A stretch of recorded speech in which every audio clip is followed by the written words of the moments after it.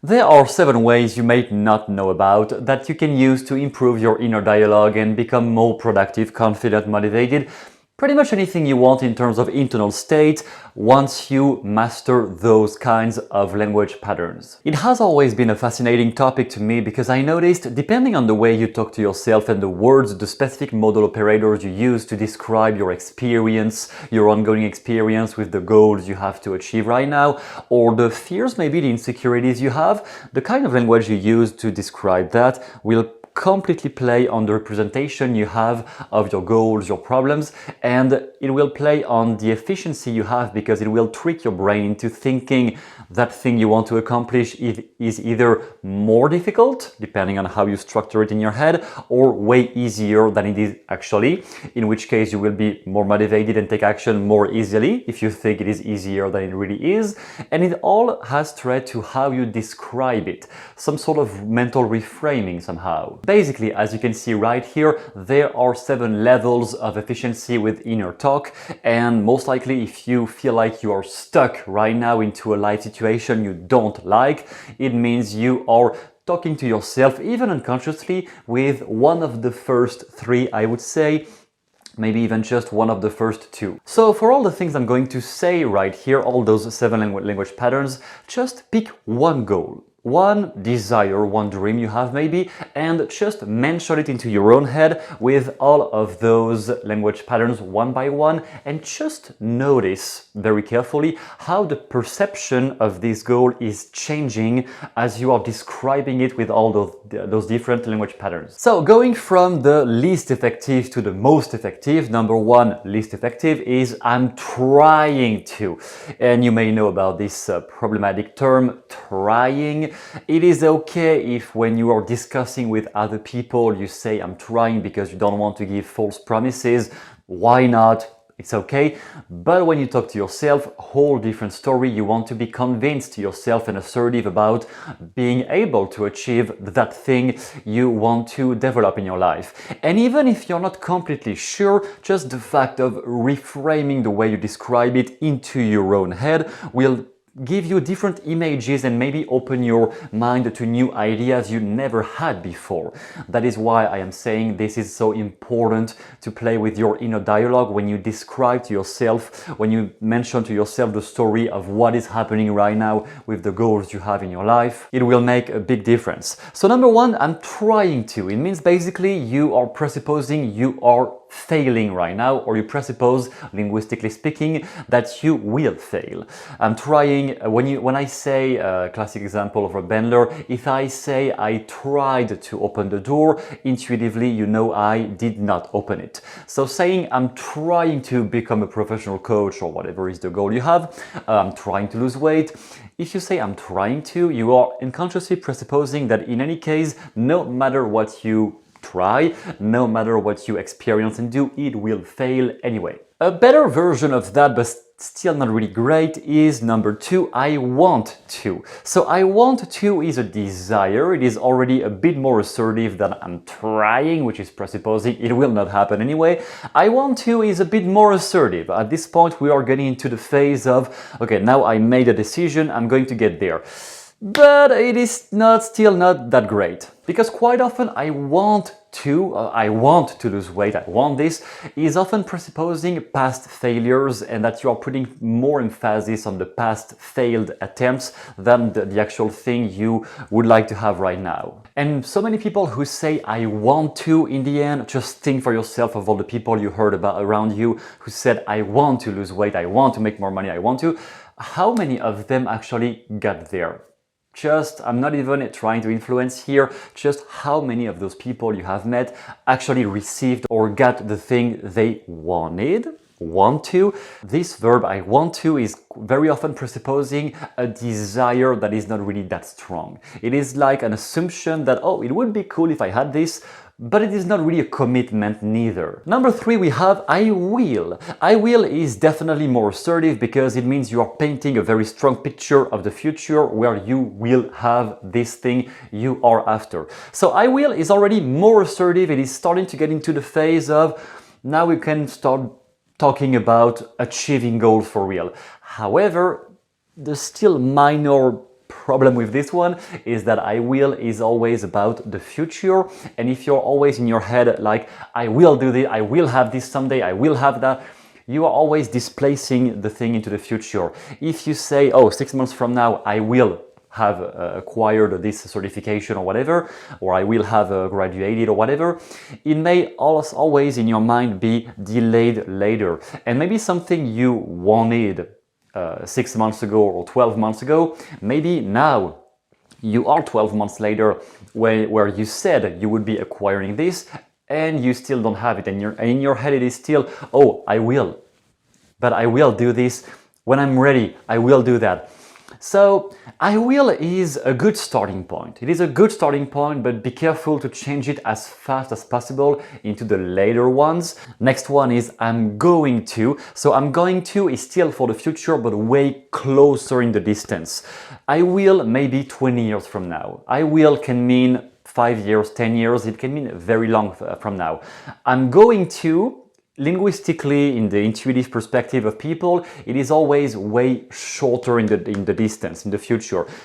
If I say I'm going to have a new car, you don't presuppose 10 years from now. You presuppose intuitively, well, yeah, maybe like in a few days or in a few weeks, maybe in a few months at most. But it's not going to be years and years from now. I will can be too far away. I'm going to is like way shorter and more assertively into very, very near future. Then getting into the really assertive and people who achieve all the things they talk about, I am doing. Get it back to the present tense of what you are doing right now. I am doing by now, if you are describing this dream you have, this goal you have as I am accomplishing this. So instead of someday I will make more money, I am developing my income now. Instead of I will lose weight, I am working on my weight right now. Just notice, not with something you don't care about, but with something that really matters to you, some really important goal you have that you're dealing with at hand right here. Think about this in terms of I am developing whatever is the thing you are developing right now. I am X or Y right now. And just notice what kind of pictures comes into your head when you think about it that way, instead of, oh, someday I hope. Someday I hope I can have. I'm trying to someday be able to.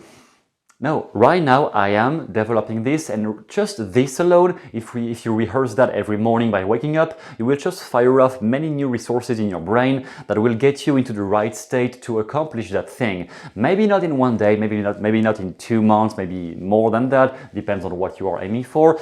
But you're putting yourself, your neurology and your physiology in the right state to accomplish it and to pay attention. When we talk about manifestation, manifesting things, I think it is mostly just noticing in your environment the things that are already there that you were not paying attention to because your mind was not calibrated on those things yet.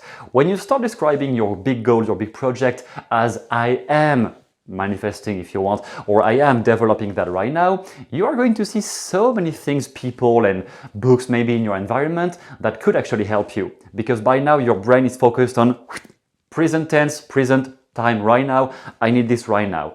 What is the next step immediately in this current day? Number 6, an even bolder one, it's I have done. So now we are even going into time distortion. You are tricking your brain into imagining what it feels like and looks like to have already achieved that thing. When you describe something, you have an intense desire, you have this crushing motivation, you want to destroy the obstacles. It is a very nervous energy, and usually people who are in this kind of anger, upset to get what they want, they never last in the long term. They just burn out or they get discouraged and they stop. If you think about something as, yeah, I have done that, right away you don't really have this pressure anymore because it is just cool and chill, and your mind is performing at its best when it is calm, quiet, soothed down, cool. That is exactly when your mind is having the best ideas. Probably many of the great ideas you had them while driving and just mindlessly daydreaming, and then suddenly, oh, or when you were into the shower, or when you were drunk, or under some substance that was making you feel more relaxed. Those are the moments where you have your best ideas. So from that point on, if you think about your big dream as something you have already done, it's something you have already done. All the pressure is gone because it is done anyway. Therefore, if you can make this small mindset experimentation of describing this big goal you have, losing weight, making more money, getting the girlfriend of your dreams, whatever, into a perspective of I have received all the money I needed, I have accomplished this career goal, I have become a coach, whatever. Notice how does it change your perspective? Do you get a different feeling? Do you get a different image in your mind? Do you look different when you think about this goal as something you have done instead of something you are desperately trying to achieve? How does it change your perspective? And then the last one, to break down even more and to get even deeper on the tricking your brain into thinking about success differently and more easily, is same thing I have done successfully. So you add an adjective to make it more alive in your head, because, and the because plays a major linguistic presupposition here, coming back from the book Influenced by Robert Cialdini. He was explaining that whenever you mention something, some proposition, and you add a because at the end of it, all the yes agreements, all the agreements from the people you were proposing to was skyrocketing, because adding a cause helps the mind to fortify the reason why you are doing this and why you need to achieve that, or why it was a good choice to choose that thing. When a salesperson is proposing his product and explaining, you will love this product because, even if the reason behind is not super elaborated, but just adding a because in your sentence adds up a lot of resources to find more ways of accomplishing that. So now if you think about this big goal as I have successfully become a coach, or I have successfully get all the money I needed, I have successfully lost all the weight I wanted to lose, all of those things, because, and just notice clearly what pops up in your mind. When you think about I have done this thing, so you're future pacing yourself, I have done this thing because, how did you do it? Basically, what was the thing, the breakthrough, the epiphany you've had when you think about it as something in the future that you have already done, instead of something you desperately want to crush someday, but something you have done anyways in the past? Why did you succeed? Why did you succeed at that thing that seemed very difficult back in the day? Back in the day being right now. Back in the day you thought it was very difficult, a lot of pressure. Once you have successfully done it, and you have successfully done it because what? Because you have been putting less pressure on yourself, because you have been contacting the right people instead of talking about it with people who could not help you.